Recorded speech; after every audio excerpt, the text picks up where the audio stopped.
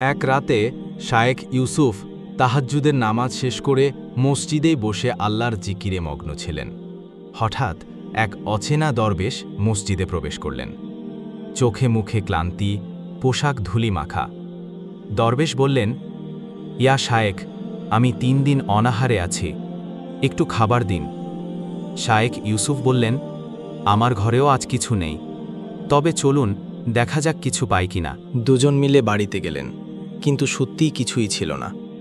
শায়েখ তখন নিজের একমাত্র পশমি চাদরটি খুলে দরবেশকে দিলেন। এটি বাজারে বিক্রি করে খাবার কিনে খাও। দরবেশ কিছু বলল না, শুধু মাথা নিচু করে চলে গেল। সেই রাতেই শুরু হলো পরীক্ষা। শায়েখের বাড়িতে আগুন লেগে গেল, কাঠের ঘর মুহূর্তেই ছাই হয়ে গেল। গ্রামের মানুষ দৌড়ে এলো, কিন্তু রক্ষা করার মতো কিছুই অবশিষ্ট ছিল না। কেউ কেউ বলল, আল্লাহর অলির ঘরে আগুন লাগলো, নিশ্চয়ই কোনো গোপন পাপ ছিল। শায়েখ ইউসুফ চুপ করে শুনলেন, কিছু বললেন না, শুধু চোখে পানি নিয়ে বললেন, আল্লাহ যা করেন ভালোই করেন। পরদিন ভোরে সেই দরবেশ আবার এলেন। এবার তিনি পরিপাটি পোশাকে, হাতে খাবার আর টাকা।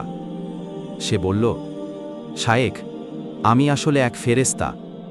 আল্লাহ আমাকে পাঠিয়েছিলেন আপনাকে পরীক্ষা করার জন্য। আপনি দুনিয়ার সবকিছু হারিয়ে ফেলেও ধৈর্য ধরেছেন। আপনি সফল।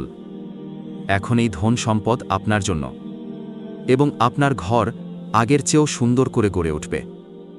শায়েখ ইউসুফ সেজদায় লুটিয়ে পড়ে বললেন, ইয়া রব্বি, আমি তোমার ইচ্ছার প্রতি রাজি। পরীক্ষা হোক বা পুরস্কার, আমি শুধু তোমারই মুখাপেক্ষী। আল্লাহ কখন, কাকে, কিভাবে পরীক্ষা করবেন তা আমরা জানি না, কিন্তু যারা তার প্রিয় বান্দা, তাদের পরীক্ষা হয় কঠিন আর পুরস্কার হয় অশেষ। আল্লাহ যেন আমাদেরও ধৈর্যশীল এবং তার ভালোবাসার যোগ্য বান্দা বানান।